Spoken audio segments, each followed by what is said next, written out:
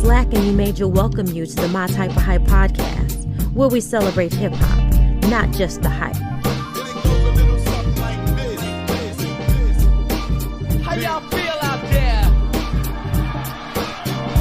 Oh, yeah.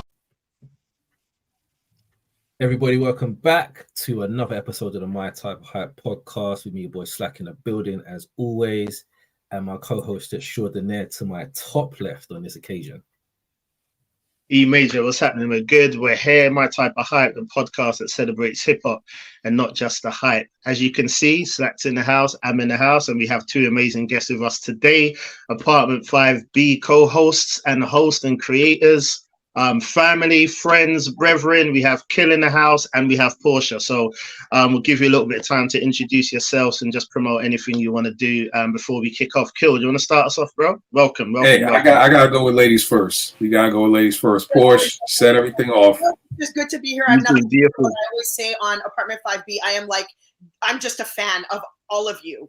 I don't have any talents. I don't have any projects. I don't produce. I just listen to all of you guys with your release dates, and I make notes and I cop that and listen. And yeah, so I'm just a fan. Great to be here, you guys. Thank you so much for having me. I don't know. I don't know what's wrong with my little sister. Porsche, you have talents. Here's the thing that I want people to understand this too. Supporters are just as essential to the culture as the creators. Both need. You know what I mean? So Porsche, you have multiple talents, but more importantly, you support stuff that people put out. So at the end of the day, both of us need each other. So, you know, that's always a thing. Y'all already know what it is with me. What perfectly y'all do is Kil, 889, Twitter, IG, always start some shit. And I don't even be trying to start no shit. I really just be answering questions. That's all I do. People ask me questions, I answer them, and then it just turns into a weekend from hell. But yeah, you know what I mean? So that's it. I don't think I got anything right. Oh, my bad. Trey Lee's new album, Different, is out now in stores. I produced a track on there called Footsteps. So definitely check that out. I think it's TreyLeeMusic.com. If not, just Google Trey Lee and all that stuff will come in. But dope new album. Definitely support that. But that's what I've got on tap right now. But as always, hyped to be with y'all. Yeah. Love going right back to y'all families, brothers. Love it. Love what the pod is doing. Love what y'all doing for hip hop. And always love doing the collabo joints, man. I tell all the time, man, any podcast that's representing the culture right, we got a partner. We got to connect with, you know, because that should be the goal. The goal isn't, I just want people on 5B. Nah, the goal is I want people to learn more about the culture. So if you got a dope podcast and you're teaching, I'm all here for it. And that's exactly what you and Slack do. So I salute y'all for that. And let me just say, for the intro that you guys heard at the beginning of the pod, yes, my man Kil. So again, thank you so much for that, bro. So this is family right here, man. So across the pond, maybe, but it's all one place, man. So amazing to have you guys on our show, man. Definitely. Thank you for the invite. And I ain't seen Porsche in 2 months, so it's good to see you too. I'm back in school, and it is, crunch time this semester. So yeah, sorry. I've been MIA, but I'm back. Oh no, everybody already thinks I owe you money, so it's just the running joke is just Porsche goes on strike, whenever I don't pay her what she's due. You know what I mean? What other co-hosts are paid in these podcast streets. So, people don't see it for 2 weeks. They're like, damn, Kil, stop being cheap and fucking pay Porsche. And I'm like, bro, it's not that easy, man, because she's ill-strategic too. So like, it's not like it's just an easy contract with Porsche. Porsche reads every word, so. As it should be. Price went up. Exactly. Today's price, we're in it. We're here. Family reunion. You wanna kick off and let the people know what's happening this week? Yeah, man. So today we're gonna do an episode called People's Court. So we're gonna have a little bit of fun with this one. What we're gonna do, we're all gonna have a topic in hip hop, and then we're gonna pick our artist. And explain why we feel that artist should hold the title for that topic. It will become clearer as we go on. Then we'll just go around in a circle and explain why we feel that artist should have that title. Then at the end, we'll vote for who wins. We can't vote for ourselves, obviously. And then we'll see, out of our choices, who was worthy of that title. So good idea. Slap through this out there. Love this idea. It's going to be a fun one today. And who better to have on than Kil and Porsha for this, man? Both knowledgeable, passionate about this thing we love, man. So it's going to be a good episode, man. Looking forward to it. All right. All right. So what's the first category? Let's jump in. All right. So the first category on the list is solo catalog, solo material, solo artist discography. Yeah. So yeah, we're gonna I do that is when we was joking off air about, you know, Mr. Honorable Mention and things like that about, you know, it's hard to narrow it down, and it's exactly that. So we've got our backups as well, just in case we all double up. So we're gonna go around and pick who we feel holds a title to us for the best solo catalog in hip hop. All right. So I'm gonna follow suit with Brother Kil, and we're gonna say ladies first. Ladies first. We'll follow suit. That's definitely don't have to do ladies first, but this discography, I definitely there's a lot that I can fit into this category, and I tried to adhere to the rules. I was able to narrow it down to 3, and I tried not to go with the, I guess, more predictable MCs, because I do feel like there's a lot of MCs that can kind of be in that category. And for me, my criteria was just really enjoyability for why I feel they hold the best discography, and also consistency. And also I did make sure that they had more than 1 or 2 albums in their, so like the longevity piece kind of kicked in here. So of course you wouldn't see Big in my, as one of my choices. So I'm going to go with, again, can I say all 3? Like, damn it. Okay. She's starting already, boy. I feel better now. Sorry? No, I'm saying I feel better now. I'm not. It's not just me with all the honorable mentions today. I feel better.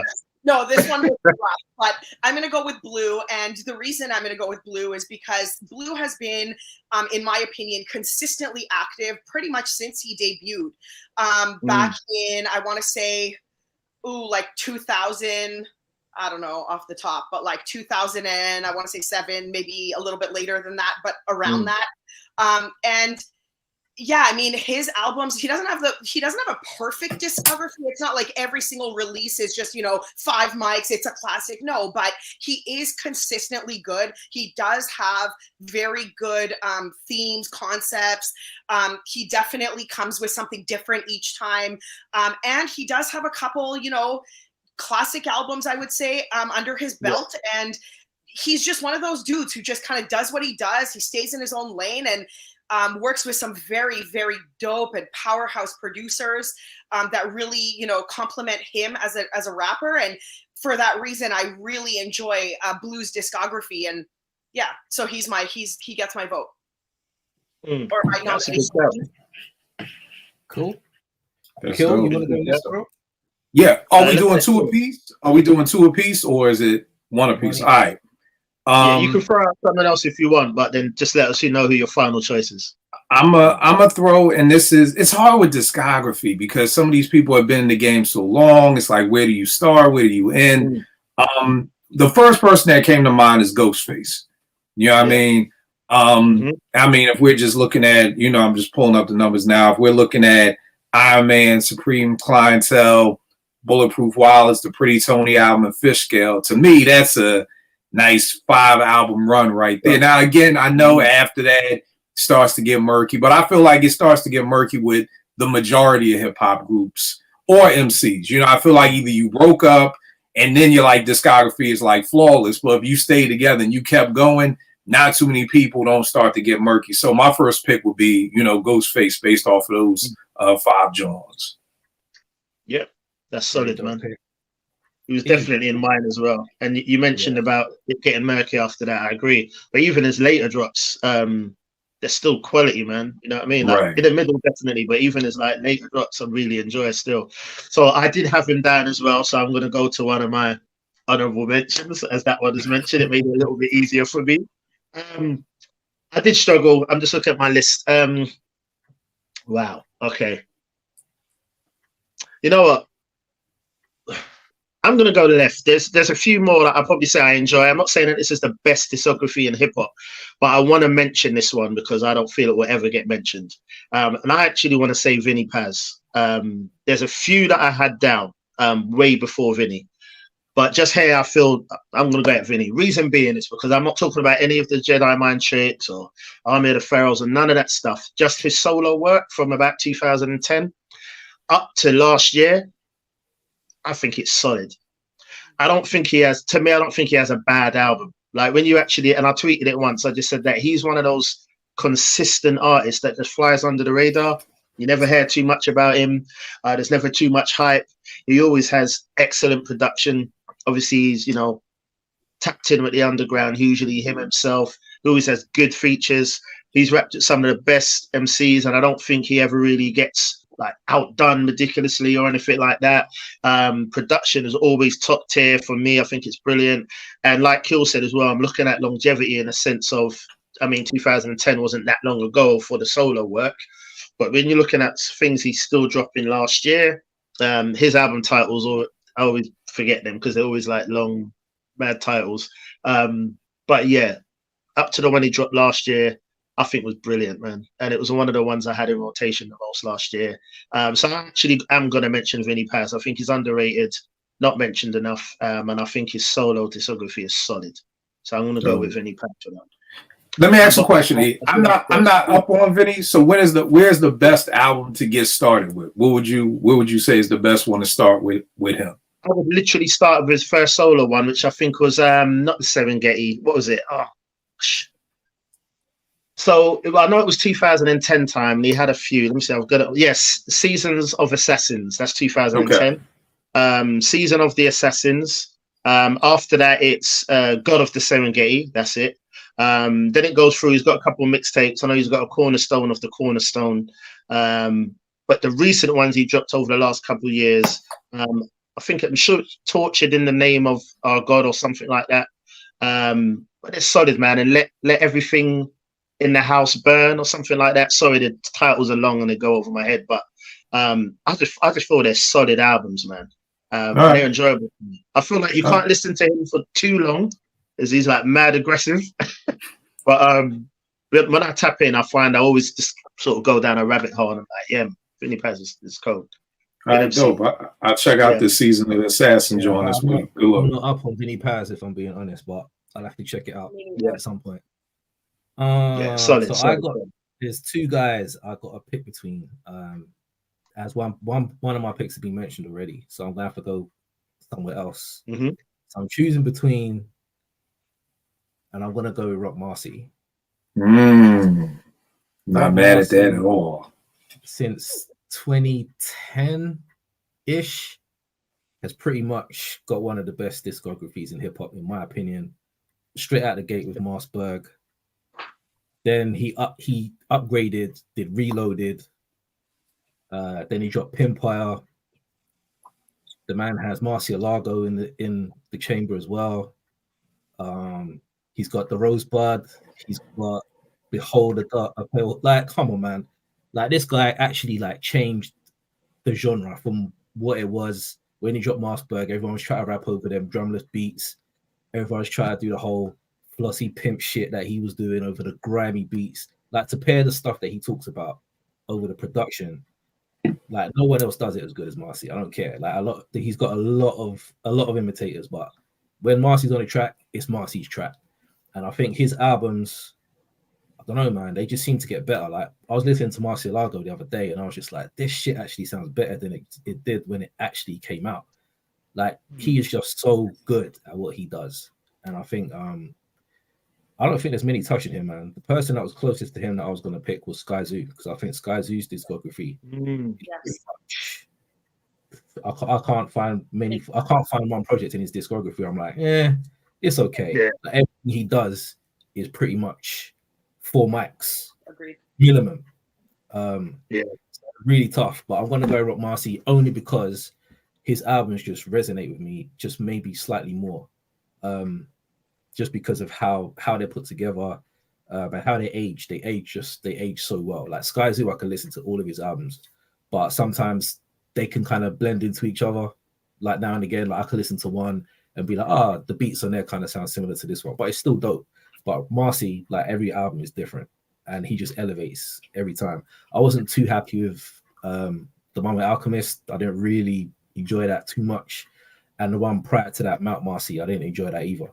But up to that point, yeah, he was number one for me. So have you heard the extended joint for him and Al? They added like 2 new songs to it, and I love them too. The first time, man. So I ain't even go back to it, man. But it might be one of those that, you know, because it's been out for about a year or so. No, they did an extended version of it. They just dropped the joint with 2 new songs on it. Okay. The first time I couldn't.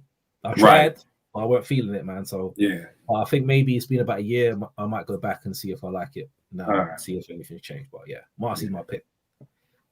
So what else I haven't got into, man?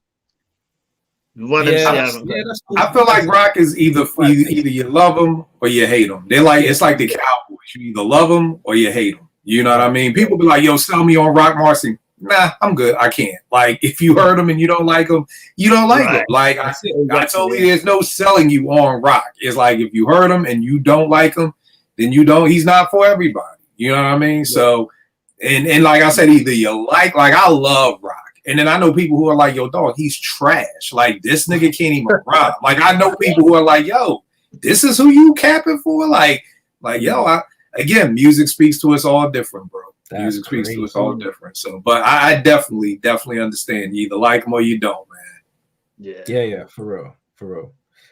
So let's start with Porsha. And apart from Blue, who would your vote go to out of everyone that's been mentioned? I'm gonna have to go with Ghostface. Mm-hmm. I mean, I love Ghost. He's one of my favorites, and I definitely do think that he does have a pretty solid discography, at least at the beginning. I think and like Kil said, it got murky later, but yeah, I would go with Ghostface. Mm-hmm. Cool. Kil, what about you, bro? If I can't vote for Ghost, I gotta go with Rock Marcy. One in the chamber for Ghost. I know he's gonna go. I know exactly where he's gonna go. Yeah, I'm gonna go Ghost as well, definitely, man. You know, I was just thinking about it as we was talking again. Yes, his early albums, but them 12 Reasons to Die as well.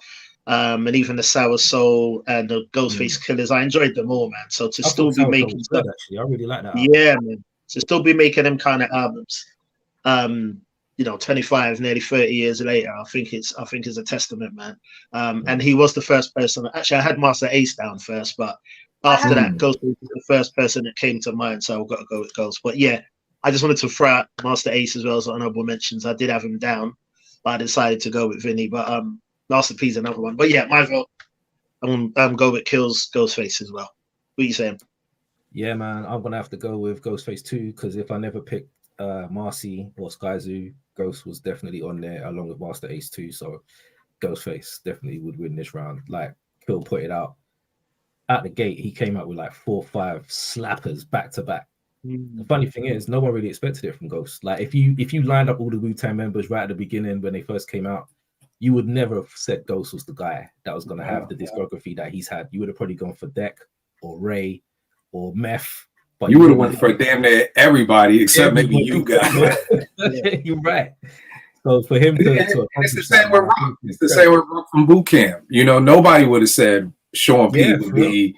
So it's like Sean P and Ghost. They're so close to each other. You know, they both have their own styles that nobody else can do. And again, like you said, nobody would have said, "Yo, Rock or Sean P is gonna be the." They were like, "Oh, you mean Rock?" No, Rock, the other nigga. Like, right. He gonna be doing it too. And speaking of Ghostface, I don't know if y'all up on Gorilla Nims. He's got a podcast that I've been addicted to, but Ghost is on that. It's very, very, very dope interview with Ghost. I mean, he talks about the whole stuff with him and Ray from the Wu-Tang show, and it's a real dope interview. So he really gets into a lot of good stuff. So check that out with Gorilla Nims. Gorilla Nims. Definitely. I'll check that out, man. Didn't know that one. That's a nice one. Good chat. All right. So that's Ghostface category 1. He does. All right. You know what? Real quick. And it may be a topic for y'all later. Thinking about discographies, I think one of the key things that a lot of people, even myself, don't think about. First thing I'm thinking of a discography is I'm thinking about classics. How many classics you got? And I think what happens when you do that, things start to get muddy. But then, like you kind of said, Slack, with Sky Zoo, I don't think Sky outside of Retropolitan has a 5 mic classic, but nothing's under a 4. And those type of MCs really don't get muddy like that. You know what I mean? Because they kind of just did just 4 or better just across the board. Right. And so a lot of times you have these people who do have dope discographies throughout time, but because they don't have a classic album or a certified classic album, it seems like they get looked over. Same thing you were saying, E with Master Ace, you know, or Blue. Like, these people have these great discographies, but I know for me too, if it don't have a classic, it's hard for me to kind of call it that. But Slack, you made a great point with Sky. Like, there's nothing below a 4, and that's still good. Like, yo, you don't have to be an all A student. Like, you can still make the honor roll with some A's and B's in there. Like, that's okay. You know, so that's a great point, Slack. I never thought about it like that, but we really have to start looking at some of these people who may just be 4 mics or better. And if you can keep that up for 10 years, like, yo, we got to applaud you. Like, that's not an easy thing to be able to do. And if you think about it, he's done albums with Apollo. He's done albums with Pete Rock. He's done albums with Ninth Wonder. Like, he's got albums with the hardest producers, and all of their sounds are different, but he still made a dope record. That's not easy to do at all. Right. Yeah. It's almost like how we write off NBA players who don't win championships. It's like, well, you didn't win a chip. You know, your career was horrible. And it's like, well, not really. Like, dog, I was an 8-time All-Star. Like, you know, right. You know what I mean? So it's like one of those things we have to get. I see we have to get away from that. If you don't have a 5 mic classic, then you know, your career sucked. It's like, not really. It really didn't suck, you know, because I was always at this level. I always performed at a certain level. So I think that's a dope point with everybody who you guys name, especially Blue with Porsche too. Yeah. Yeah, very true. Yeah. I mean, that's why I mentioned Vinny Paz, because he ain't got a classic, but he's got, when I listen to his albums, I enjoy them all. They're solid. But just to flip what you said as well, that's so true. But I was thinking about that. I mean, last week we was talking about, or the other week we was talking about Snoop. And I'm thinking about people like Snoop, well, Nas even, Raekwon, people that have stellar albums, 5 mics, 6 mics if we can, like classic albums. Sometimes you can look at the rest of their catalog as not that good because it never matches the height of that brilliant album that they had. So even on that flip, that can happen as well. Sometimes we can say Raekwon's catalog ain't actually that strong because we're expecting to get more Cuban Lynxes, but we never. But when you look at it, he's still got strong albums. Just the reason I mentioned Nas is because obviously. So that again. Think about it. Everybody you just mentioned literally fell off a cliff with their album at some point. Snoop had the Godfather. Who else? Raekwon had what was the album that came out after Immobilarity. Immobilarity, He had Immobilarity. So all of them, Nas had Nostradamus. So all of them had that bottom of the barrel album. You know what? I got a topic for y'all. I ain't gonna say it because people be biting shit. But when we get off camera, I got another topic for the next time that we collab that I think will be real dope. And talking about this very topic right here. Cool. Let's do it. Good. Ready for it. Well, yeah, man. Interesting. What's the next one, bro? Next category. Next one. Storytelling. Best storytellers in hip hop, in your opinion. Once again, ladies first. We'll kick off with Porsha. You got. Okay, this one I'm going predictable. I don't care. I'm going with Big. That's my GOAT. I love him. He is one of the best storytellers to me, the best storyteller to me. And even with just 2 albums that were released, just those were even, you know, a good representation of his storytelling. You've got Everyday Struggle. You've got I Got a Story to Tell, which is like a movie in and of itself. And you know what it is with Big and his storytelling, because I feel like Big gets a lot of hate because he gets so much love. And the reason why the storytelling is so dope as well is because of Big's flow and his charisma and his engagement capability on the mic and on wax. Like, he just keeps you engaged. It's his word choice. It's the way he kind of weaves these sentences together just to create such vivid imagery. And for that reason, I feel like he is, I don't know, like it's like a literary, like, I don't know, treat, I would say. I don't want to say masterpiece. I think that's a lot. But he is literary wise, like in hip hop, in his rap, he's brilliant. So for me, it's Big. Yeah. And he was what, 24 when he passed. 24 years old. And you got to think about what he had done on records at 24 years old. It's ridiculous.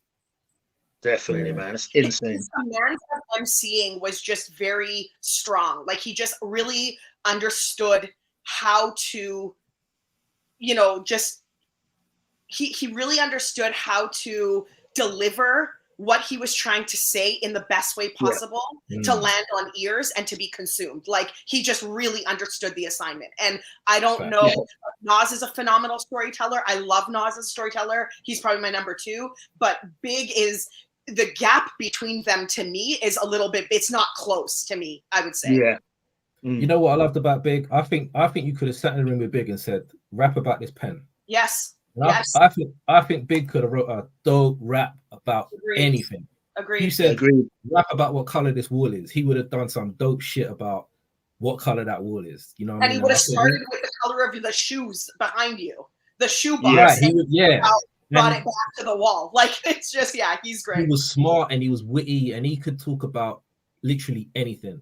If you listen to Ready to Die and the amount of things he talks about suicide, he talks about his mum having cancer, he talks about his life selling drugs, he talks about having his daughter, he talks about so much different topics and they're all relatable. Like all of them you can listen to and be like, and the thing is even in Ready to Die, even the tracks that were not like deemed storytelling tracks all had stories within them at some point. Like, you know, it just he was just really able to do that so effortlessly. Totally agree. Kil, what about you, bro? I'm gonna go with mine in a minute, but what you were saying is like the story is, I think I heard this, I forgot from where, but they were saying when niggas bleed, like Puff was like, tell an ill story, but then make it something funny at the end. When he ends it with, you know, their range got told they double parked by a hydrant, you know, so kind of what you were saying, he could just rap about anything and then, you want to end stupid? Okay, let me end it with something funny, you know what I mean? So I think that's amazing. I'm going to go with Nas. Rewind and I Gave You Power to me are just incredible. You know, whenever I'm with my teens, for those who don't know, I run teen centers out of hoods in DC. And, you know, I let my kids get in the car and it's kind of like, yo, listen to this. And they'll listen to Rewind. They'll be like, Mr. Kil, that don't make sense. Outside, right? We. And then I'm like, say it backwards. They're like, oh, we right outside. Like, yo, he's telling the story backwards. And, you know, same when I Gave You Power. It's like, yo, he's a gun. Oh, shit. You know, and I'm always like, yeah, now can your favorite MC do that? And they're like, nah. You know what I mean? So Nas is always like my litmus test. And I mean, I'm with you, Porsche. I don't think you can go wrong with Big or Nas. It's almost two different ways of again, like basketball. It's two different ways of hooping. You know what I mean? Like, and I say the same about Jay. You know, Big is more in your face. Like, Big is warning. Jay is more political. He's more friend or foe. Like, oh, you're twitching. Don't do that. You know, Big is like, nigga, C4 to your door, no beef no more. Nigga, I ain't got no time to be politicking with you. So I think it's just different levels and different ways that people tell stories. But I'm going to go with Nas on mine. I mean, Blazer 50. I mean, it's just, you know, so many Nas joints that's crazy. But you can't go wrong with either one. So I'm going to go with Nas. Yeah, good shout, man. Definitely, man. I know a lot of people hate Me and My Bitch. No, sorry, not Me and My Bitch. What's Nas's song on I Am? Money Is My Bitch. Sorry. Okay. I thought that, and Undying Love.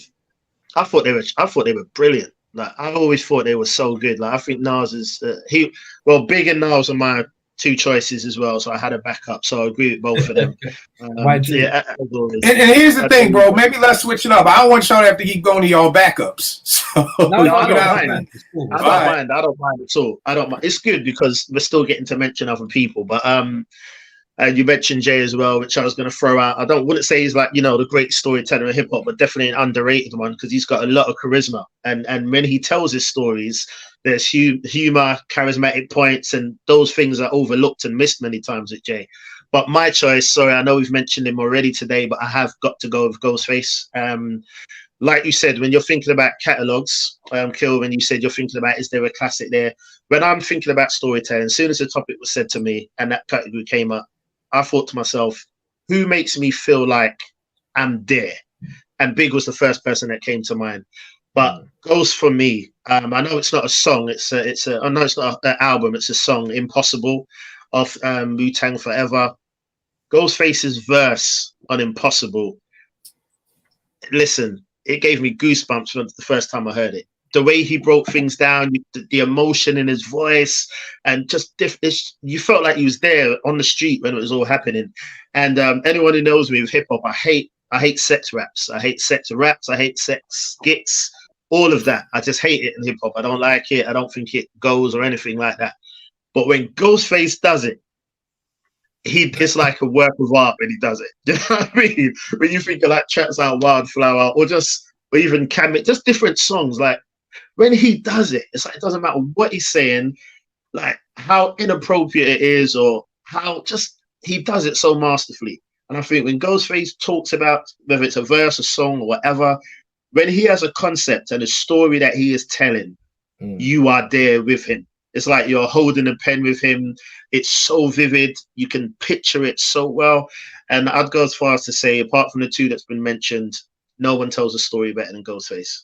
Do you know what I mean? The passion, the humor, even, it's just so vivid, man. So yeah, I'm gonna go with Ghostface, man. Definitely, that'll be my pick. 3 amazing shouts, man. So I'm gonna have to bring up the rear, and I'm gonna have to go. I have to go with Jay. My initial 2 picks were Big and Nas, but I'm gonna have to throw Jay in there because Jay does have some really dope stories under his belt. It was between him and Slick Rick. You know what I mean? Slick Rick had obviously Great Adventures of, which was full of dope stories, and then his follow-up, his third album, The Art of Storytelling, has some more stories on there. But I'm gonna have to go with Jay just from songs like Lucky Me, Friend or Foe, Streets is Watching. There's just so many different songs. And I think with Jay as well, the thing that I really like about him and his storytelling, he could do like one verse of a song that's a story in itself. Not the whole song has to be a story, but he could just drop a verse and he's told a story on that one verse. And I thought that's an incredible skill to have. And the fact that he don't write his shit down either. Like when you think about that, man's telling a story like in his head that he's able to make rhyme, make sense over a track. Yeah, I think Jay's got a lot of dope stories under his belt, and I don't think he really gets recognized for it, man. He doesn't. Nah, definitely. But like parents and tracks like that as well. Yeah, he's got loads, man. And even like when he first came out, I remember reading a review of Reasonable Doubt in the Source, and they were talking about his conversational style of rapping. And if you go back and listen to it, he does have many songs where he's kind of talking to you as if he's just talking to you. So it actually feels like he's just saying whatever he's talking about on the track. It feels like he's directly saying to the listener, this is what's going on. And to be that relatable on the track, I think is dope as well, man. So yeah, I got to throw Jay out there. Oh, okay. Yeah. Where I'm from may be the best description of growing up in the hood ever. Like even the music just made you feel like you was in Brooklyn. Yeah, it's like Walking New York by Onyx. I feel like I'm in New York when I hear that song. Right. I mean, I definitely think that his bar, when you can't put your best away and say you wear it tomorrow because the day after we'll be saying, damn, I was just with him yesterday. I honestly think that could be one of the greatest rhymes ever told to explain being in the hood. Lose someone just like that. Right. Because that's most people's first thing. I just talked to him. Like anytime you hear, whether it's violent or whatever, I just spoke to him or I just saw him. Like that's your first reaction. So in the wittiness of the wordplay of, because then the day after you'll be saying, damn, I was just with him. Like, and then to fit that into a rhyme, I mean, that alone, like there's just certain things where it's just like that's just that alone. And that's yeah. And you talk about Sky. Did you hear Sky's joint Ode to Reasonable Doubt? Yeah. Yeah, and I loved how he kept the story going from Friend or Foe. Exactly. Like that was incredible too. So that was definitely incredible. But for people watching who may not know, Sky Zoo did a piece, Ode to Reasonable Doubt. He did another part of Friend or Foe where he's the Jamaican drug dealer who Jay's killed. He's his son. And now he's coming after Jay-Z to avenge his father's death. So very, very, very dope. Very dope. Very dope. Very, very dope. Definitely. All right. So all picks are in. Porsche. Who you going I'm for? gonna go with Nas. He would be my number 2, so Nas gets my vote. Kil? Big gets my vote because I would have went with Big if Porsche didn't. Same. E? Yeah, I was going to say Big, so he gets my vote. It looks like Big wins this round because Big definitely gets my vote. If I didn't pick Jay and if Nas wasn't out there already, I would 100% have gone for Big. So, can I say something real quick? Honorable mention. Joe Butt. Yeah, I haven't listened to enough of him, to be honest. I'm gonna send you some stuff. He's got a joint called 3 Sides to a Story, which could possibly be one of the greatest storytelling rhymes ever. It's like 8 minutes. The character design of this is literally like a Hollywood script. Like, it's crazy. He has this joint called X's that is crazy. He got this joint called I Couldn't Help It. He has a lot of dope storytelling joints, but now people about that girl that he was with. He Tahiri. was addicted to drugs, and he was saying like you couldn't kick your addiction and all of it. It was a dope song, man. It was on the Loose Quarter album. I just can't remember the title of the song, but it was amazing. Yeah, Joe is nasty. And again, when I talk about Joe, I'm just talking about the MC, not the podcaster, not the reality TV star. Literally just the MC. Because as soon as you say Joe Buzz, I hate it. I'm not talking about any of the extracurricular shit that nigga does. Just bar work. So, but for people out there who want to hear some dope stories, check out 3 Sides to a Story. Then definitely start with that joint. And he's got this joint called Who Killed Hip Hop, which is like 15 minutes long of him breaking down.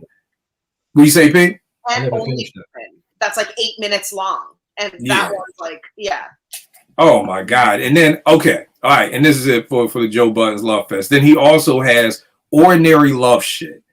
That's a dope. So Ordinary Love Shit. If you are a man and have ever been in a relationship, there's no way on earth you can listen to this and not be like, yes, exact. Yes. Like, you want to get emotion out of somebody. Ordinary Love Shit. Who Killed Hip Hop? He is literally breaking down for 15 minutes where hip hop has gone to. So again, extremely dope MC that most people don't mention because he's an asshole. But yeah, I agree, man. Fully agree. Cornball, but he was a very Cornball. Yep. Yeah, for real. I was actually gonna throw M's name in the ring, but I don't think he's got enough that I liked. But when I listened to that song, Kim, the first time I heard that song, I thought that was incredible. I thought it was even better than Stan.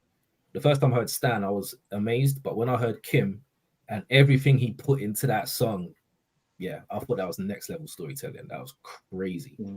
So we got a good chat, you know. Yeah, man. M's actually dope storytelling, actually. Yeah, you think about the whole first album, actually. Yeah, it's true. But he's not just on a crazy one. He actually very descriptive as well, man. So that's what you want. All right, man. What's the next one? All right, topic number 3. This should be a good one. Versatility. So versatility is where I kind of struggled with, I would say. And the reason for that is, can you guys define what you mean by versatility? So is it like versatility in style? Is it versatility in topic? Is it versatility in album? Is it all of that? Because I could, we can talk about it. MCs that can basically do anything. So they might sing, they might have an album that's purely hardcore, that they might go and do Ghost Dini type album. They could switch up their flows with other groups or whatever, that other artists that they're working with. Just, they're not giving you the same shit every time. Just someone who's actually being able to be versatile and still be good at whatever it is that they're doing. Okay, don't start with me because I have to think about this one. So that's cool. Yeah, that's cool. We can go to Kil. All right, my first pick is going to be Drake out of Toronto. I mean, I feel like I'm joking. I'm fucking with you. I had to fuck with P. It's been too long. I haven't been able to hang out with my sister for a while. You really just I'm just playing around. I'm just playing around. I'm not thinking that. Like Drake out of Toronto with the #1 draft pick. I'm taking Drake out of Toronto. He sings. He can do patois. He can do. You want him to be a Kentucky fan? You want him to be a Lakers fan? Versatile. He can do exactly. He can do anything that you want. Exactly. Now I'm gonna go with Busta Rhymes. I feel like Busta kind of just does anything. He's on his new Diddy album, and he's just like right here. He's like monotone with it, and it's just like he can do that. He can be over the top, even though it makes no sense. I've seen him. Whenever he gets with West Side Gun, now he's a coke rapper, and I'm like, God damn, nigga, you moving bricks. I mean, like Busta, he could be super hype. He could be mellow. He could give you the song with Janet Jackson. He can turn around over here and give you another song over. Like I said. With Bush, you don't ever know where he's gonna go. You got Janet Jackson, you got Put Your Hands Where My Eyes Can See, you got West Side Gun, you got even on what was that album? The Big Bang Theory. Like, you know what I mean? Some of those songs, he can be in the pocket, then he can turn around and do the joint. What was that with Q-Tip over the I Want to Thank You Heavenly Father joint? Like that, he killed that. Like he just has a million different flows. So as soon as you sent the list, it was versatile. I was like Busta. Like he literally can do whatever you want. Fast, you want him over super fast beat. You want him over a slow beat. You want him on a party song. He can do it all. You want him something, and he's gonna probably back in the day he was just legendary. He's gonna kill your posse cut too. So 100%. Yeah, that's an amazing shout. I never thought of it like that, but yeah, definitely, man. 100%.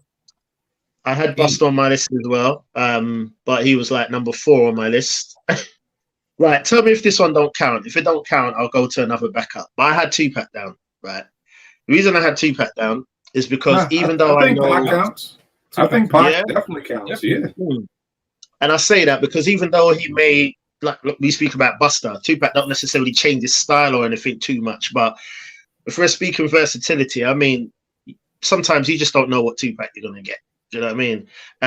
As everyone knows, it's one of my favorites. He's number 2 in my all-time favorites list. I just think that man can tap into any emotion you need him to tap into. Do you know what I mean? Or you need to tap for any mood. The question's asked so many times. If you're stuck on a desert island and you could only listen to one rapper, who would it be? And I always say Tupac. Reason being is because for every emotion, he's got music for. If you're angry, he can cater for that. If you want to be, retrospective, he can cater for that. If you want to do a song for the ladies, you want to do a song for the brothers, you want to do anything you want for your mothers, whatever. He's culturally aware. He's arrogant at times. Anything you want, you can get from him. So I picked him for versatility because I just think he ticks every box for me. That's a great time. When you think about that can also make Hit 'Em Up, can also make Keep Your Head Up, can also make I Get Around. That's just off the top of my head. This is what I mean. That's a great shot. That's a great shot. And it's funny because many people know my daughter's a big Tupac fan. My daughter who was on the show, and it was always funny because she always talked to me about him, and she was just laughing at time. And she sent me the screenshot because she was listening to Dear Mama, and she was just like, and she was actually in tears listening to Dear Mama, even though she's heard it like 25,000 times. But she was just listening to it, thinking it was so deep, and then it was a mix of hers, and then Hit 'Em Up came on after, and it's funny. So we always laugh at that because you go from Dear Mama to Hit 'Em Up. Right. But that's human. So many people will say, "Oh, you know what I mean, Gemini this," or he was like 2 different people. That's the human state, and I think if you can relay that, no person is in the same mood every single day. There's a day when you want to be forgiving to people. There's a day when you want to be arrogant. There's a day when you want to be angry. There's a day when you're chilled. And he caters for that every time. His albums are different. They all have different tones. They all have different feels to him. So yeah, that was an easy one for me. I had Busta down as well. But yeah, Tupac definitely is my choice for versatility. Yeah, that's a good shot, man. All right, man. There's only one person that really stood out to me when it comes to versatility, because I think this guy can do pretty much anything, and that's Fonte. Fonte is the most versatile MC in my opinion, because he can rap about jeans. No, I don't mean denim, I don't mean polo, I mean our DNA, expensive jeans, where he's talking about being a black man in his 40s, having to watch what you eat, having to watch your blood pressure. And I'm like, how is a man making a song about that so dope? Like that's something, like that's a real talent. I was listening to a song called Sweet You, where he's talking about getting married, and he actually made that sound dope as well. The little brother stuff, there's so many stories on there, and just amazing about being with a kid, and the stories about being ignored by the girls until he was a rapper. He can sing properly. He's not like a Drake. He can actually hold a note. He can perform. I've seen him perform live, and he can carry all of those songs that he does on record. He can do all of those live. The stuff that he's done with Foreign Exchange, a couple of those songs are going to be played at my wedding 100%. Just incredible music, man. Take Off the Blues is just one of them songs that will just never age. Like whenever you hear that song, it's just going to be good, whatever era you play in. His solo albums, Charity Starts at Home, No News is Good News, dope albums, 4.5 mics at least for both of those albums. So who do you think that could rap as well as he does? And he doesn't get enough props for being as amazing a rapper as he is, sing as well as he does, do an 80s album that is dope. So he did a remake of like Stepping Out, he did Africa, he's like all of those tunes on there, and he makes them his own. You know, like sometimes people do cover joints and you're like, oh man, like the original was better. But all of the songs are played like with live instruments, and like they add their little twist to it. So it's not just like a copy of whatever's come before. It just actually sounds dope as an album on its own. I don't think many rappers could take songs from the 80s and do what he did with them. Like just an incredible artist all around. Now, what project is that, Slack? That's Zoe and Tigolo do the 80s. Really, really, really dope. All right. Yeah, man. So they remade like I think they got about 7 joints on there. Okay. They remade like and you wouldn't ever put him to remake the songs that he did, but when he remade Africa, I was like, all right. Like I thought the beat for Africa was always hard. Like I've always loved the instrumentation of it. But when he did the remake, I was like, okay, yeah, this guy is super talented, man. Just so good. Yeah, so I don't think there's anyone as versatile as Fonte in hip hop personally, just for that reason. Push. Good shout. Okay, with that said, I'm going to go with Heavy D. And Heavy D is somebody, I mean, we've talked a lot about Hev. You know, Kil did an entire show saluting Hev for all he did. And, you know, it's just, I'll abridge it. It just, Hev could give you songs for the ladies, bangers for the club. He got posse cuts. He works with everybody. He managed to get some of the most, you know, renowned MCs all together on verses. He's worked with almost anybody. And I just feel like Hev's versatility really showed from album to album. And like, as you said, Slack, when you were explaining it at the beginning, he really didn't give you the same album twice. And everything, there was always something, an element that changed from one album to the next. So for me, I'm definitely going to go with Hev, and I'm very, very comfortable with that nomination, I should say. No, that's a brilliant shout, you know. Even just thinking about him doing all those beats that nobody knew that he did. Right. When he did the Don for Nas, and people are like, who did this beat? Heavy D. I could feel it in the air with Beans. Who did this beat? Heavy D. Did the beat for Beanie Siegel, and one of the best songs in hip hop. Exactly. Like, just every time someone's like, "Oh, feel it in the air," I'm like, "Hev did the beat." Like, let's also talk about Hev doing crazy for that. Like, yeah, that's a great shout, man. Amazing. Yeah. He can go from Black Coffee to dope. Very, very dope. I've always wondered, how did Hev get this beat to Beans? Like, when are y'all even hanging out? Like, is somebody friends? Like, how did Heavy D get a beat to Beanie Siegel? Like, and you look at all the other producers on the album, there's Bink and Just Blaze and, you know, the regular names, but it's like, because Hev would always get in there with one. Or the same with Nas. Like, he just comes in with one song and it's just like, like, yo, where the fuck was y'all hanging out at? Like, where you just like, yo, like Beans, let me throw you a track. Like, it seems like Hev and Beans won't even be in the same city together at the same time. You know what I mean? But neither here nor there. But definitely. I totally agree. But I always like, how the hell did he get on this album? Like, it just didn't fit. But the song is my favorite on the album. For sure. Right. Yeah. Damn, this is a hard one, y'all. I don't know who the fuck I'm voting for. Like, amazing. I feel like everybody. Porsche, who you voting for? Oh, I have to go with Tupac. I'm gonna go with Tupac. That was a dumbass question. I'm sorry, y'all. I just wasted 5 minutes off our fucking time up here in the corner because I knew you was going with Pac, but okay. I'm gonna have to go with Pac too. Shockingly. Well, I don't want to say shockingly. I don't want to say shockingly.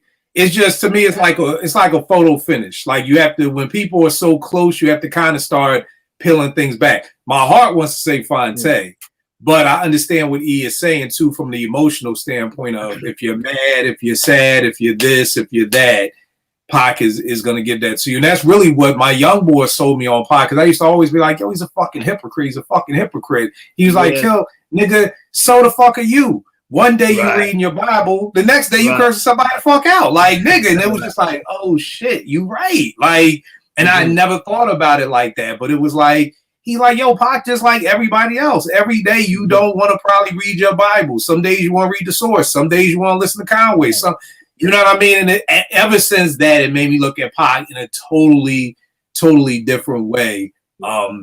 Yeah, in another total different way. So yeah, I'm gonna have to go with Pac. Yeah.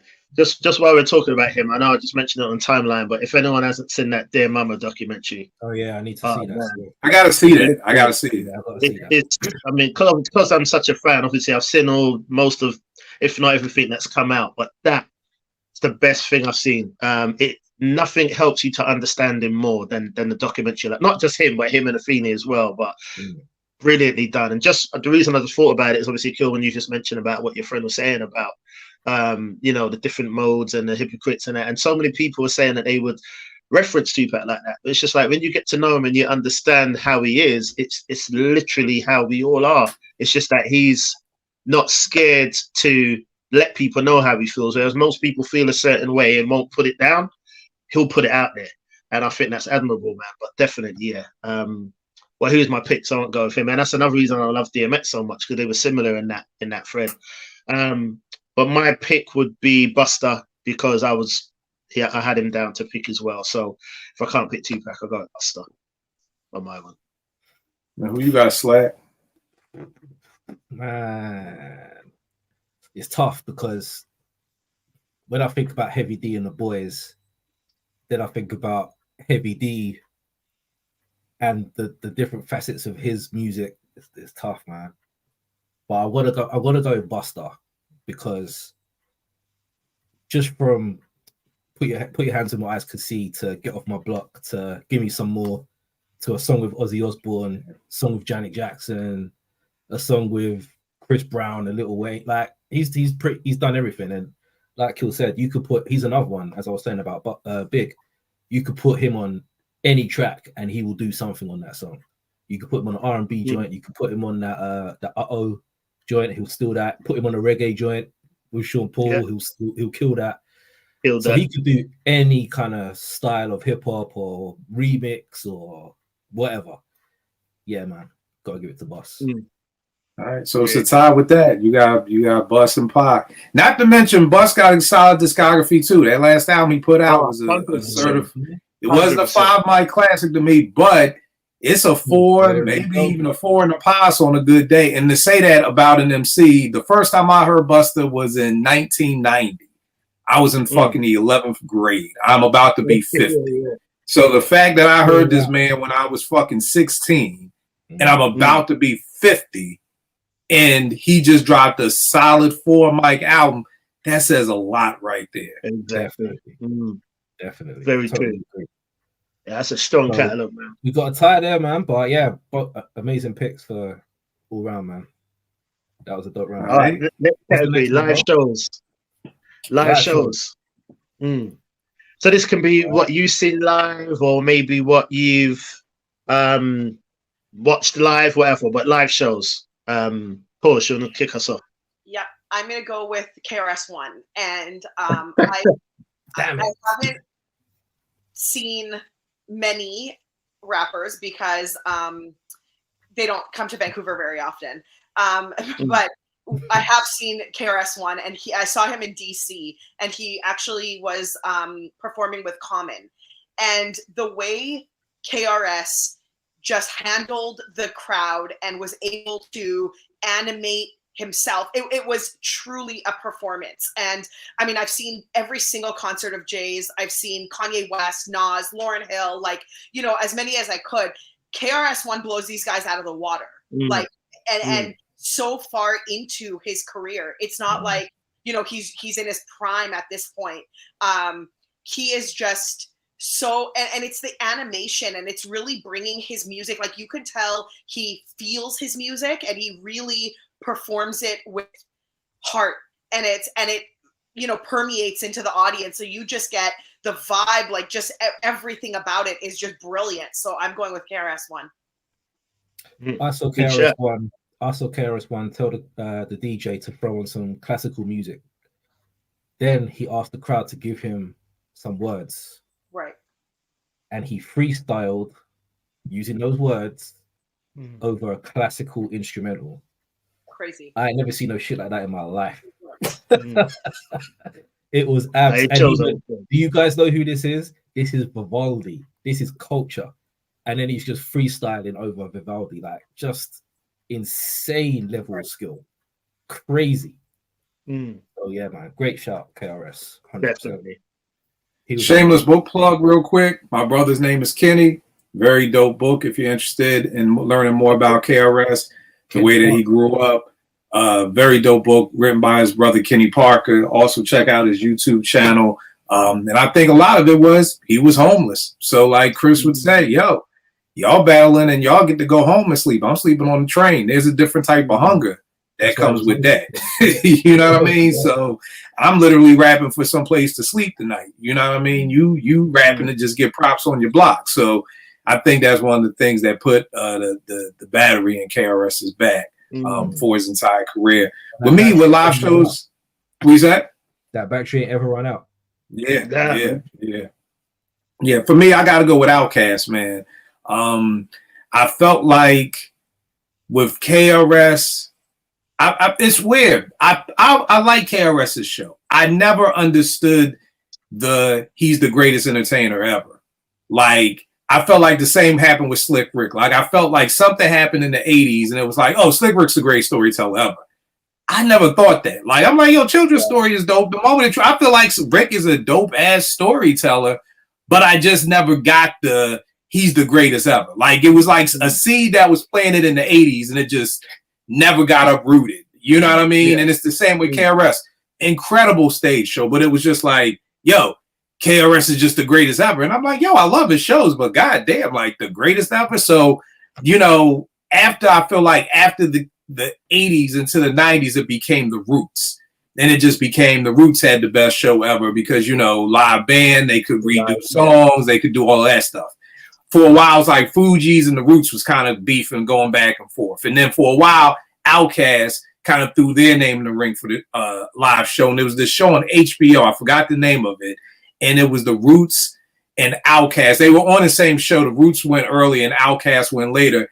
And Outkast just tore the fucking place down. I mean, and I'm talking arena. I'm not talking no SOBs in New York or the Howard Theater. I'm talking like 30,000 people. And when they're doing Miss Jackson and when they're doing Rosa Parks and and I'm talking about Andre still rapping. Not like this last tour where Andre was like, fuck it, I got to do it. I'm talking Andre still wanting to rhyme. That show was just incredible. Just flat out incredible to me. And then also, I used to do ticket giveaways for the Howard here in DC through APT5B. So I've seen like damn near every hip hop show for the past 4 or 5 years. The dopest show I've seen in the past 4 or 5 years was the Dungeon Family Reunion tour. Easily. Like, it wasn't even fucking close. Like, the show that they put on, and it was so dope because it was like a revolving show. Like, you know, Goody Mob would go on and do 2 songs, then they would leave, then Big and Sleepy would come on and do 2 songs, then they would leave, and then CeeLo would come on. Like, it wasn't like, you know, I got there like, oh, damn, we missed Goody Mob. But it's like, oh, no, they coming back. And it just was such a dope show. 2 live DJs, 2 DJs actually scratching, you know. So all that to just say I got to go with Outkast for the dopest live show. Yeah, they were dope when I saw them too, man, for real. Yeah. I've never seen them, man. I'd love to have. I've never seen them, though, but I know that must have been something special, man. I had KRS down as well. I've seen him live, tore the house down. Brilliant show. I wanted to say Skepta, but the reason I'm probably not sure if that will qualify is because I've only seen him once. But that one show he done was insane. It was like that. I've never been in a place where the energy's been like that before. It was literally crazy. It was like he's transforming on stage. He was like foaming at the mouth and everything. It was like he turned into an animal. It was just an insane show. He killed it. Everyone, he just performed one of his albums, Konnichiwa, in full. And everyone who's on that album, apart from Pharrell and I think someone else, everyone who had a guest feature on the album came as well. So they done their verse on the track on the show as well, but you weren't expecting them. So they would just come out right at their verse, which was just extra. So that was a fantastic show. But like I said, I've only seen him once, so I don't know if you can qualify. So my official choice is going to be Red and Meth. Dope. I've seen them probably 4 times. Same, like no real, you know what I mean, razzmatazz or nothing like that. There's, apart from always being late, by the way, that really pisses me off.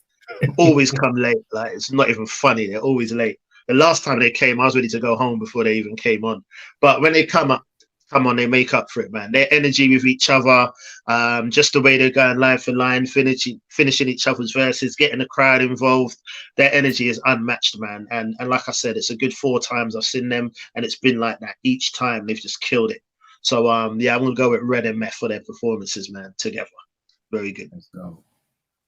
Yeah, they do put on a good show. But the best hip hop shows that I've been to, and I gave this a lot of thought, is Busta Rhymes. Nice. Busta Rhymes and Spliff Star on a stage. Busta just knows how to just kill it every time. I've seen him maybe 3 or 4 times now, and he has killed it every single time. Even the way he comes in, like he came in to throw the water on him, and it was Spliff Star throwing water on the crowd and just going crazy because the beat starts and then it stops. And then they did this thing where Spliff Star gives him a bottle of water, and he's like, "What is this?" And he's like, "It's making me talk fast." And then he starts talking faster, and then he goes into Break Your Neck, and then he goes into all his like speedy songs, like just the energy. He even did his AV8s, like that ain't official records. He was doing those, so he did his anti-up AV8, and just from start to finish, there was no low point. There was no point where you're like, okay, the crowd ain't up for this. And just when you think the crowd are like, wow, but we can't get any higher than that, he'll bring out another banger and absolutely kill it. You're like, damn, I didn't even know he was gonna do this. And yeah, just an incredible show, man. Not just like a hip hop show, just like DJ, whatever, but just him, Spliff, Scratcher Tour, and the way that they sequence the show, like it's like the songs are picked absolutely perfectly. So yeah, Busta, man, every single time. Yeah, this kid actually, definitely. Yeah. Who we going with then? P, who you got? Oh, I'm gonna go with Red and Meth because I have actually seen them as well, and I love them in concert. So I gotta go with Bus. I'm gonna go with KRS because he was my first choice, but I had Red and Meth as a backup, so I'll go with KRS. Yeah, I'm gonna go with KRS as well. KRS was my second choice. So yeah. When I saw that dude do what he did over classical, I was like, it's over. No one else is doing this. Was you at the show when he's throwing out tennis balls as well? Signing the tennis balls and throwing them out. That was the one where he said, I'm taking pictures with everybody. And then he disappeared. Yeah, just definitely, yeah. I was joke. But yeah, it's good format. All right, last category. This would be another good one. This is group discography now. So best group discography. Porsche, I know you've got a couple for this one, ain't you? You've got a duo one as well. Well, Easton, just put another 20 minutes on the clock because remember, I'm just going to preface this by saying I don't consider 2 people a group. I know Hip Hop Nation does, but I personally don't. So my choices were anything above 3 or more people. So for me, best group discography, I have to go with the Roots. The reason is I just think that the Roots kind of nailed albums, you know, back to back. They really had some solid albums. Illadelph Half-Life is one of my favorite albums of all time. I just think that, you know, I don't want to be too long-winded. I mean, the Roots is amazing. Kil always talks about them as well. But yeah, I'm going to go with the Roots just for solid catalog. And who did you have for your duo?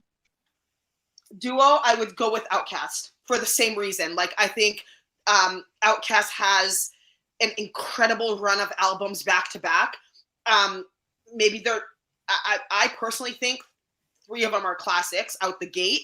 But if someone wants to argue that they're not, I'm not mad at it. They're at least going to be great or exceptional. Like they're just a powerhouse catalog there. And then I also had Mobb Deep, but I'll go with Outkast. Sick. Good choices. Since she said cast, my first vote was going to be EPMD. I feel like those first 4 EPMD albums are just, and then also for the time period when they were coming out, because I think that's something else we got to look at too. Like, who was your competition? You know what I'm saying? Like, and it's like during EPMD, like you are in what I consider 88, the golden era of hip hop. So it's like your competition is heavy, and for them to come out, I remember coming off of Strictly Business and being like, yo, what they gonna do next? And me hearing So What You're Saying, it was like, God damn, this shit may be harder than everything you just did. And it's like, you know, what you gonna do next? And you hear Gold Digger and Rampage and Give the People What They Want. Then you come back with Crossover and fucking Headbanger and just everything else. So I just think their 4-album run is a run that, you know, more people don't talk about, enough people don't talk about. But yeah, my vote would be EPMD. Yo, quickly, what do you think of Back in Business though? I love that album. Back in Business is the one after the breakup, right? Yeah, that's all. The green one. I thought it was a solid album. To be honest with you, I don't remember listening really a lot. I remember buying it, but I don't remember like blown. That's the Symphony is on that, right? No. Yeah. No. To scale. The one Symphony's after. on, yeah. That's yeah, right. Back in Business. I don't think. Yeah, I thought it was good, but I just felt like some of the magic just wasn't the same that was there, you know, which to me is, I mean, explainable shit. If Porsche robbed me, I don't know if Apartment 5B is going to have the same chemistry, you know, right off the back again, you know, because she's looking at me and I'm looking at her like, yo, you really got me robbed. Like, damn, nigga. But, you know, I thought it was a solid album. It wasn't whack, but I think it's just one of those things where, again, EPMD is like damn near part of my hip hop foundation, like my second tier of hip hop foundation. You know, my first is that 84 Houdini, Run DMC, Fat Boys, but that second tier is like definitely EPMD and BDP and Eric B and Rakim. So, but yeah, so my pick is definitely EPMD. And I don't know if y'all watch yet. Eric is on Mav Hoffa's podcast. Yeah, many dope stories. Many dope stories. Definitely tap into that. Always so good. The stories, man, every time. Yeah, and he's showing you how fucking around a whole bunch of chicks to get you in trouble because it seemed like he said he was a whore. He was all over New York, getting robbed because he's in the projects by himself. You know, going to different shorties' houses. Right, exactly. So. Try for life. Yeah. Let's do what we've done it for. If you've got one, if you haven't, it's cool. If we use EPMD as your duo, who would you have as a group? If you have one lined up, as a group for me, if you have one, I don't really know because the hard part is, and I don't want to belabor this because when I think about the Roots, they're a group, but they're only 2 MCs. Right. That's what I was just gonna say. Yeah. You know what I mean? Like it's Malik and Thought. Right, but like, is everybody part of the group? Like, is everybody part of the album in some capacity? Right. I don't know. Like, is Jam Master would Run DMC be a group or a duo for you? Run DMC would be a group because of Jam Master. Naughty by Nature should be a duo or solo. So for me, it does. It's not restricted to MCs per se. It's restricted, or I expand. I see what you're saying. I see what you're saying. So I'm membership, not MCs, but I do know that some people. I'm not going to argue someone who says, "Well, there's 2 MCs." Like I get it. I see what you're saying. Because Naughty would be a group because KG is part of the group. Tribe would be a group because Ali is part of the group. Right. I see what you're saying. I think with the Roots for me is just because they members come and go so fucking much that I don't even know, who is it. But I totally understand. If I had to pick somebody with 3 or more members, then I guess, and we're looking at discography, oh God, that's a good question. I don't even fucking know. I don't know. You'd have to come back to me. See, Porsha done fucked my head up now with the group duo. Now I don't even know. Because now I'm trying to think of 3 people in the group. I'll figure something out. Come back. No, that's cool if you haven't. I thought if you had one, it could have been thrown out. But I get that. As I remember we was having a big discussion on the timeline about duos and groups, and it's De La Soul. De La Soul. It would be De La. Okay. It would be De La. Cool. Sorry. Didn't take too long. So yeah, De La. Because I was making it even more difficult because I was like, I think me and Sat was talking about it when we speaking about duos, and then you look at duos like Eric B and Rakim and Gangstar, but it's like, well, only one person is a rapper, but you look at it, so it's almost like, yeah, but I know what you mean, Porsha. I get you. Sometimes you got to separate up a little bit. I will follow your suit, and I will do a duo as well. I have to say EPMD as well. I did have them down. I ain't got a backup duo, to be honest. I had EPMD down. No, okay, I'm going to go at Mobb Deep then. As EPMD's been said, I had them down. So I'll go with Mobb Deep, definitely. They're another one, from second, third, and fourth album, all classics. Do you know what I mean? And not a lot of people have done that. So definitely go at Mobb Deep, one of my favorite groups in hip hop, or duos, or what have you. And then for group, I'm kind of cheating again, but I'm actually going to go with Dilated Peoples. I think mad at that. That's a good pull. Yeah, man. I think their discography just always gets overlooked, man. And I'm not even going to get into any of Evidence's solo work because his solo category is just as strong. Like it's so he doesn't have a weak album, but just looking at it as a group, I'm going to go with Dilated Peoples. 2000, I think Platform dropped. Was it the following year or the year after that? Was Expansion Team. Then they done the Neighborhood Watch. Then they done 2020. Then they done what is it? Masters of Directors of Photography. That's it. Not one of Which them. Which is one of the dopest album covers ever. Like one of the dopest album inserts ever. Like this shit is fucking amazing. I mean, it's the regular album cover, but inside Evidence is a photographer. So he has all these Polaroid pictures that are in it, and these are the liner notes to the album. So I mean, it's just incredible that they just have all these. It's an incredibly dope put together album. I mean, Rhyme Sayers always is top notch when it comes to their stuff. Definitely, man. Yeah, I just feel they don't get mentioned enough, man. Evidence might more now lately, but I think Dilated People's catalog is a strong catalog. As I said, they ain't got a bad album to me.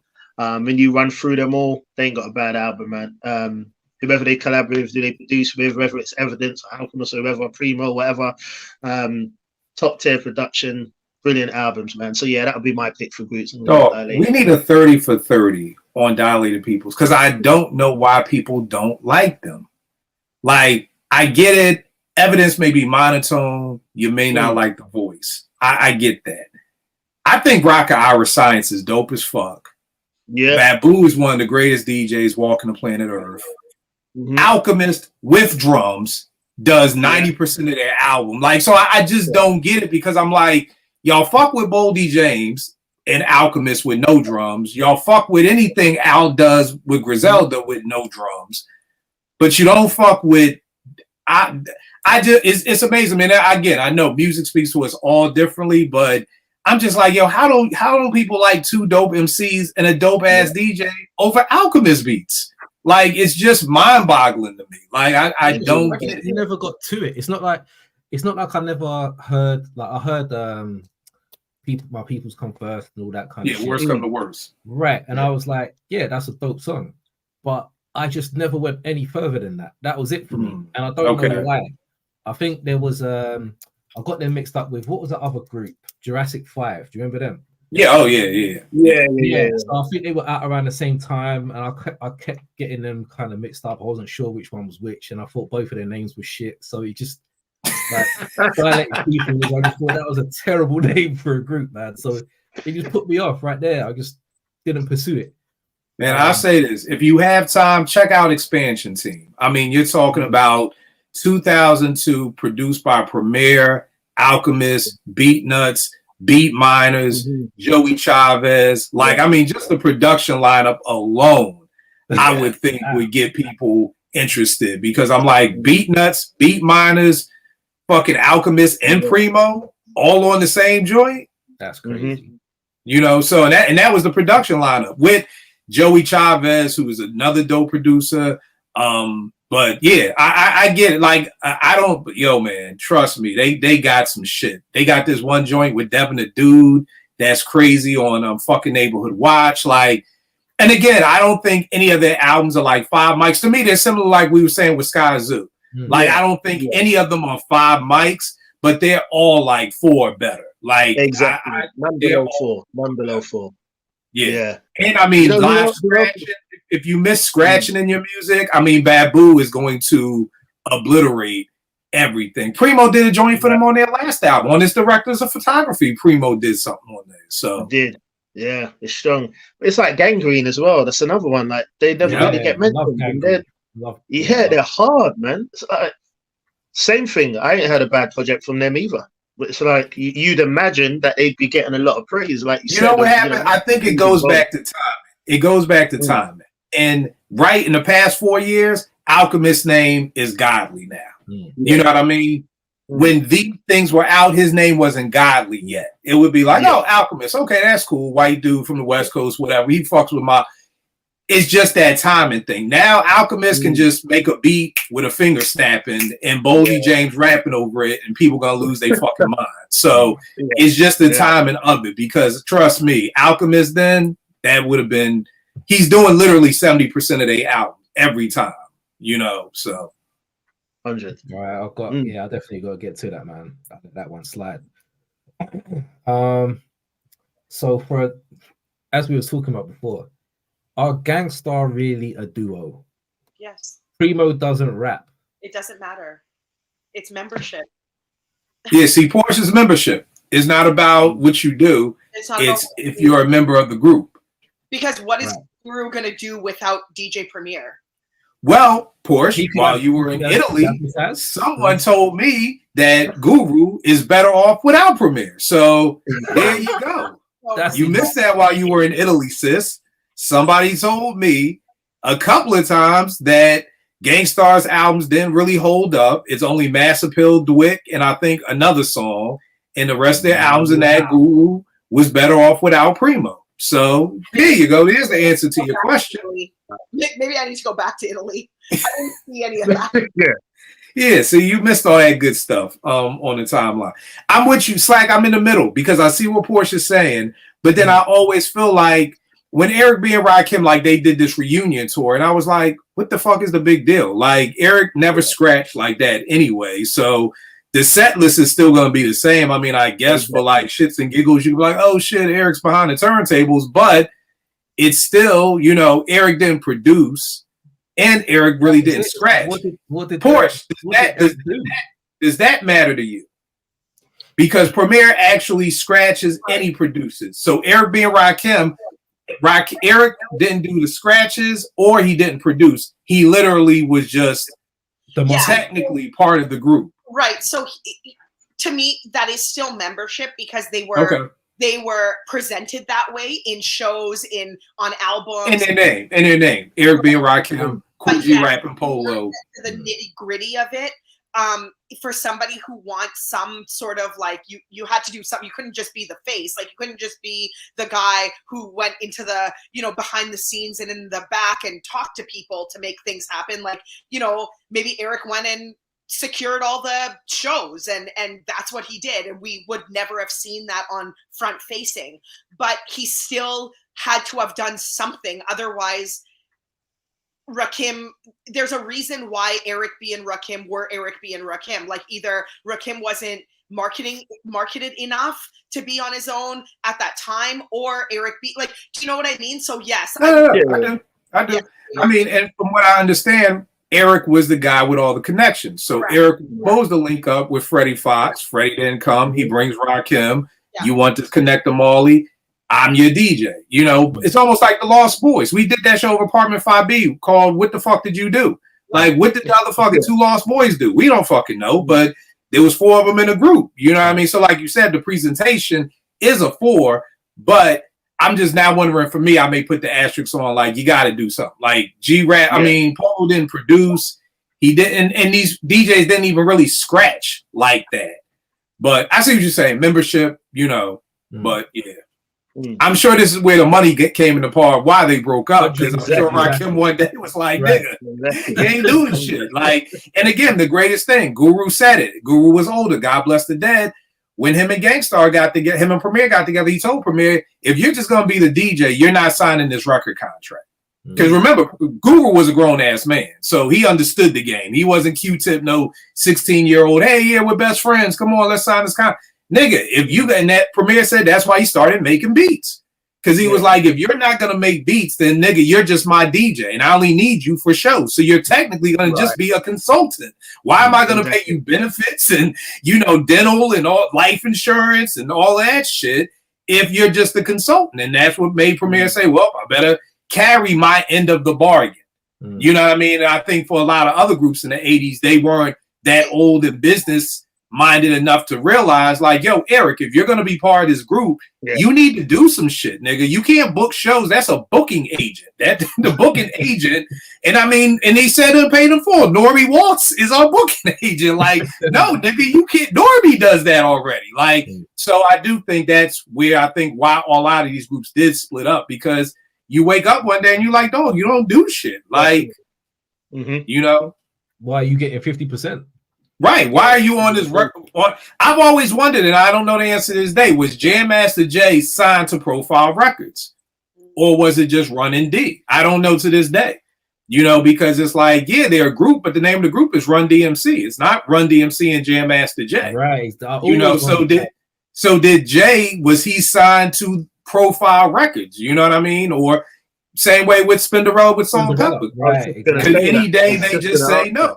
Same thing with Eric and P and Scratch. Like, you're a DJ. And it's like, I think as the further we got along in hip hop into the 90s, people started to become more business minded and say, nah, bro, what Guru said should have been said. Like, if you're going to have this title, you have to do some shit with the title. Like, and if you don't want the title, then same way in the work world, you'll be a consultant and I'll hire you as needed, but you're not going to be here every day. You're not getting half of this record contract for, you know, introducing me to Molly Mall and doing some scratches every now and then.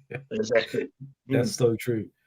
So for a duo, I was going to say Gangstar, because I don't think their discography can be discounted in any kind of way. I think it's just incredible.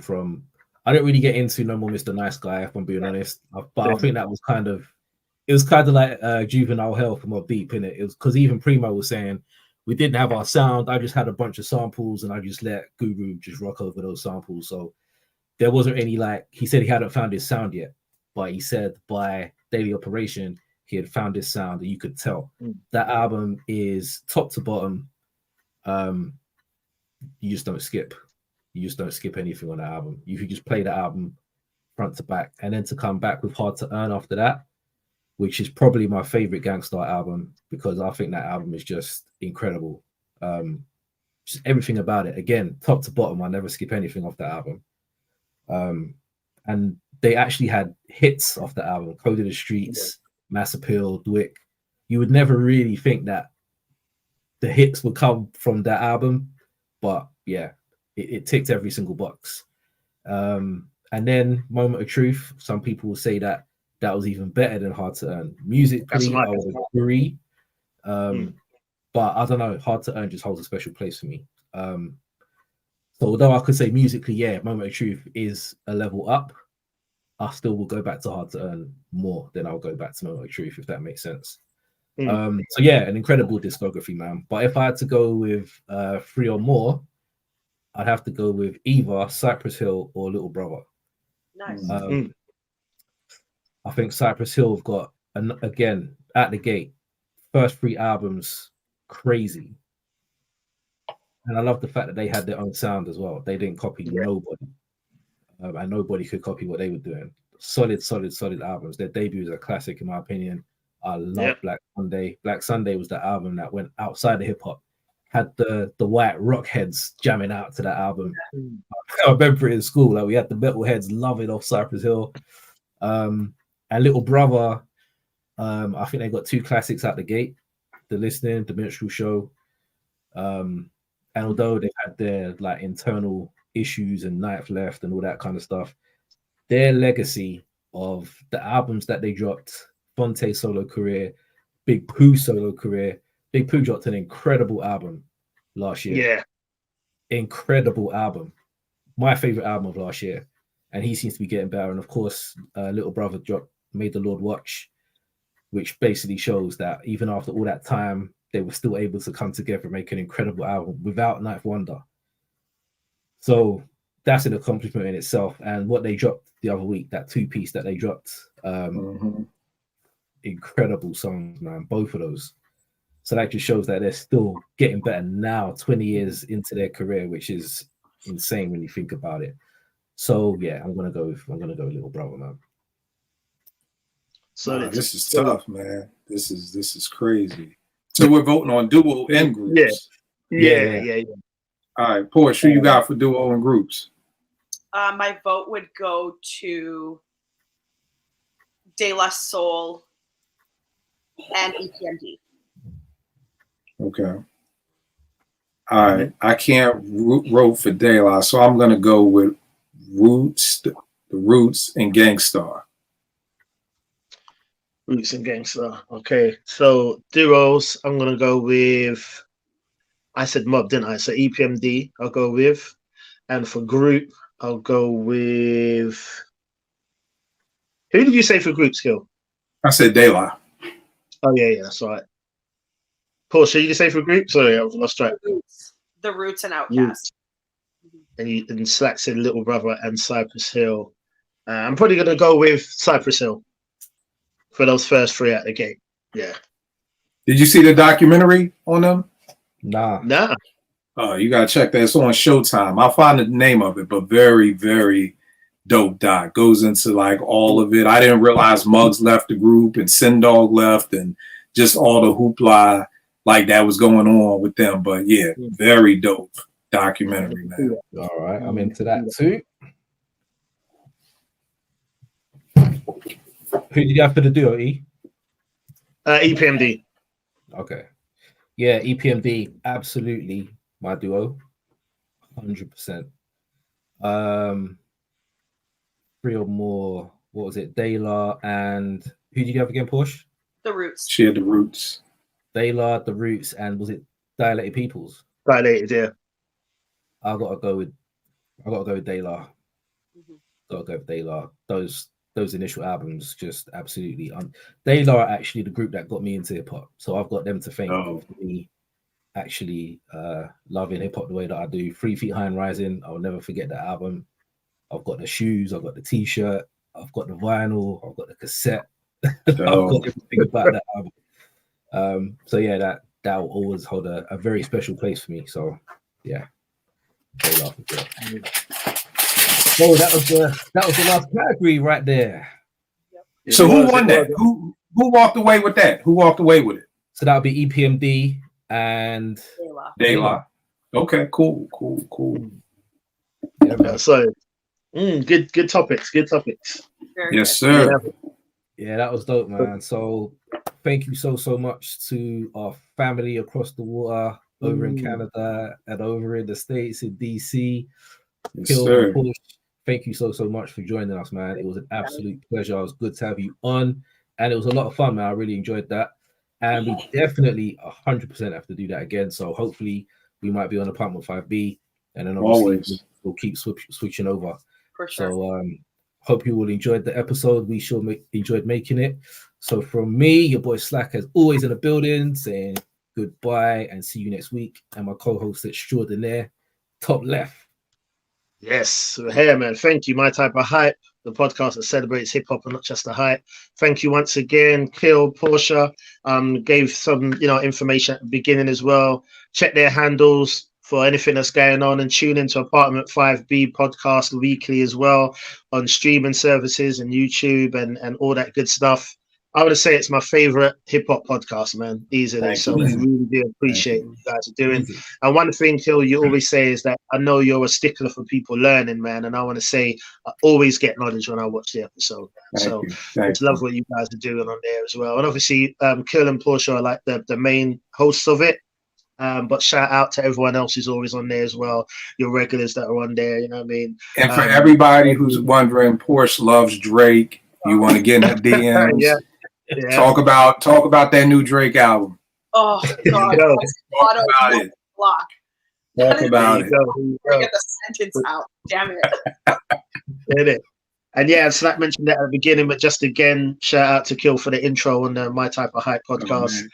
Again, man, and the beat, he produced it. So thank you, man. We really appreciate it. Man. At the end of the day, I challenge everybody out there. If you see something that's dope, support it, invest in it. An investment doesn't always have to be money. I know every time somebody hears about investment, I don't have no money. Invest the second they had to join, here's the beat. How much? Nigga, what? Y'all money ain't no good here. This is my investment in what y'all are doing. And I appreciate you giving T the opportunity to do the talk over, because she's really trying to get into that too. So I appreciate that love. So again, I challenge people out there. If you really fuck with something, I always tell people all the time, if you fuck with me, then fuck with me. You know what I mean? Get retweets, support, tell a friend, talk about it. So again, the My Type of Hype podcast, if you fuck with it, tell a friend, tell somebody, tell somebody else how dope it is. Tell somebody about it, because there are literally over 1 million podcasts. That's crazy. You know what I mean? So anytime somebody says they watch mine, I appreciate it. It's only 24 hours in a day. You got to sleep 8 of those hours. The other 8 you're at work. The little time in between, you're trying to spend time with your family. So I appreciate anybody tuning in. So again, I just challenge people. If you fuck with it, fuck with them. Tell more people about them, man. Yeah, 100%, man. You heard it right there, man. But once again, thank you for tapping in. Be with us again next week. We'll be back with you. Until then, man, stay blessed, keep it hype, and we'll see you next week, man. Peace. All right. Peace.